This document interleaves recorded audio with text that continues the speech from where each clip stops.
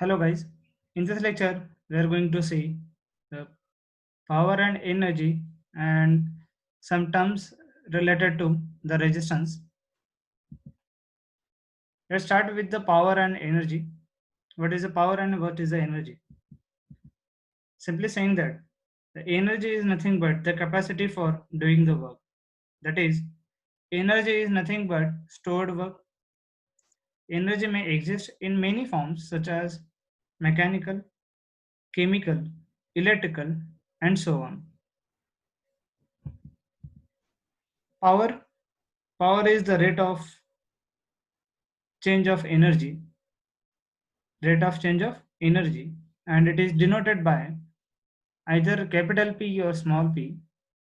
If certain amount of energy is used over a certain length of time, then it can be expressed as power P is equal to energy divided by time, means energy utilized, certain amount of energy is utilized over a certain length of time, energy divided by time.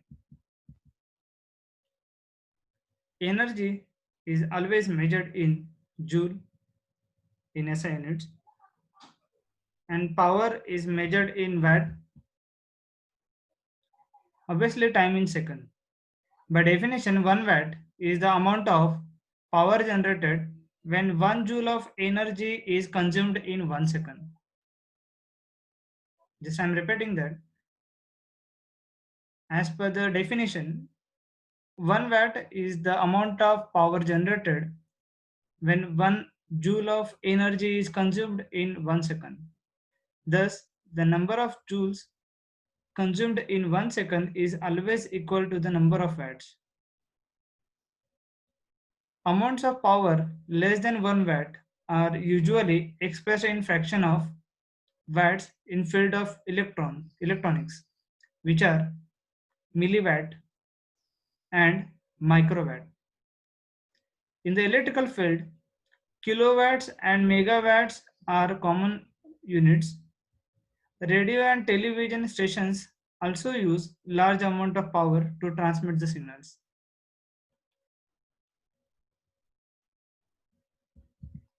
Let's say the energy, let's say the resistance. Resistance is nothing but it is opposition to the flow of current. It is the opposition to the flow of current. It may be defined as the property of a substance due to which it opposes or resists the flow of electricity or electrons through it.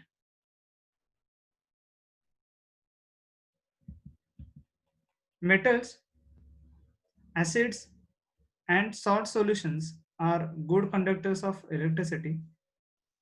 Amongst pure metals, silver, copper, and aluminum are very good conductors in the given order. This is due to the presence of large number of free or loosely attached electrons in their atoms.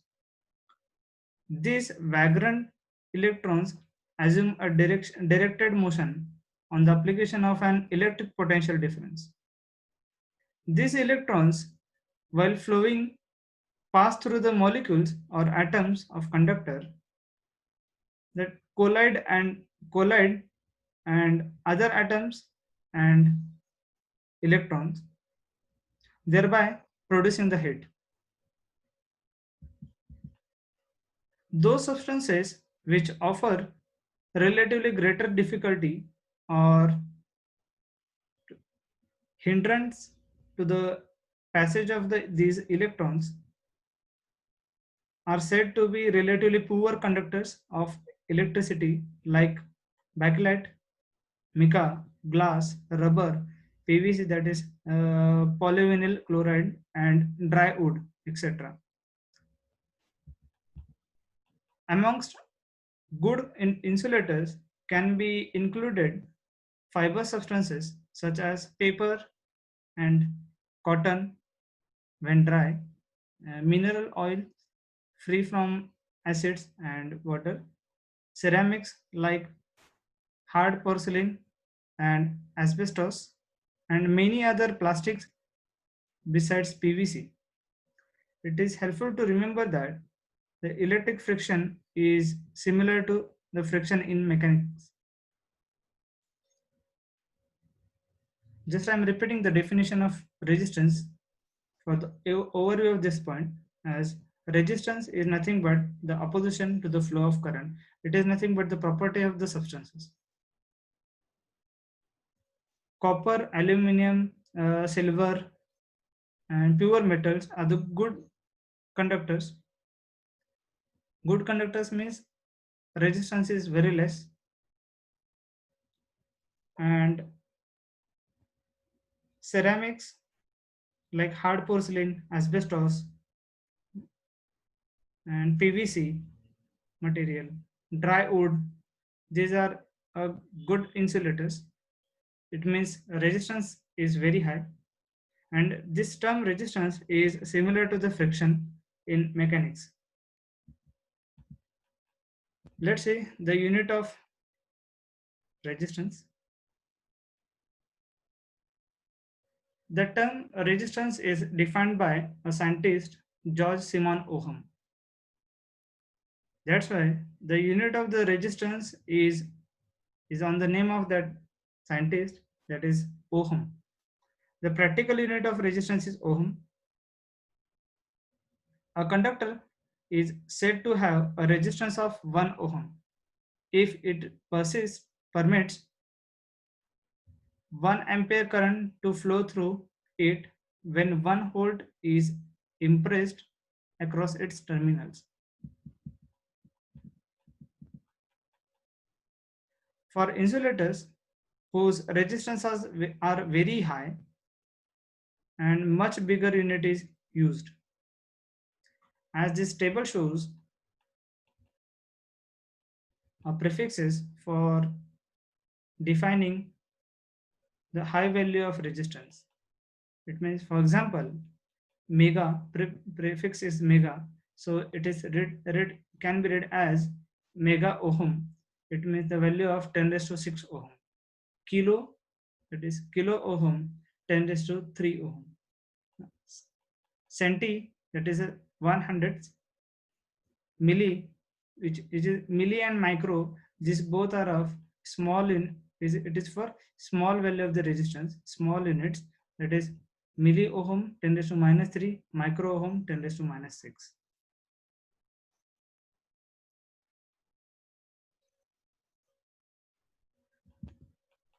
Let's see the laws of resistance. Simply, the resistance R, capital R, offered by a conductor depends on the few factors as below. Let's see one by one. First factor is of it varies directly as its length varies. Length defined by the small l. So as length of the conductor varies, resistance also varies. Is the first factor. Second factor is of area of cross section of the conductor. It is inversely proportional. As we seen, the resistance is directly proportional to the length of the conductor. As the length increases, resistance also increases. Length decreases, resistance decreases. And second factor is inversely proportional to the cross-sectional area of the conductor. Cross-sectional area of the conductor as increase, then resistance decreases. As area of cross-section decreases, the resistance of conductor increases. Means inversely proportional. And third parameter is of that depends on resistance depends on the nature of material. And fourth factor is of it also depends on the temperature of the conductor. These are the factors which offers the resistance by the conductor. Just see the figure. In this figure, these cylindrical conductors are shown. Okay, this cross-sectional area is circular, and this cross-sectional area is of in square shape. As we discussed before few minutes that length resistance as the here length is smaller as compared to this. Length is smaller, obviously length is directly proportional to the resistance. Resistance are also low, and here area of cross section is more. Area of cross section is inversely proportional to the resistance. So area of cross section is more, that's why the resistance also becomes low. Here you can observe that as compared to this conductor having a large length and small area. Large length means greater resistance, small cross-sectional area means greater resistance. It means you can see here the relation R is directly proportional to the L by A, that is R is directly proportional to the length and R resistance is inversely proportional to the area of cross section of the conductor. And third factor we discussed before few minutes, that is nothing but resistance depends on the nature of material, and that nature of material is nothing but a resistivity. This rho is a constant depending on the nature of the material of the conductor, which is known as specific resistance or resistivity. So resistance is can be defined as R is equals to rho into L by A. Unit of resistivity, as we seen, R is equals to rho into L by A. If you are adjusting the equation for resistivity, then it will become rho is equals to A into R divided by L. A is the area of cross section of conductor, which is in meter square. A resistance in ohm, L length of the conductor in meter. So we can calculate the unit of resistivity as area in meter square into resistance in ohm divided by length in meter. So meter square here meter will be cancelled. So it becomes ohm meter. So we can conclude that the unit of resistivity is nothing but ohm meter. The resistivity is sometimes expressed as ohm per meter cube as well. It may be, however, noted that resistivity is sometimes expressed as so many ohm per meter cube, although it is incorrect to say so, but it means the same thing as ohm meter. If L is in centimeter and A is in centimeter square, then resistivity is in ohm centimeter. This table shows the resistivity of the material as per the temperature.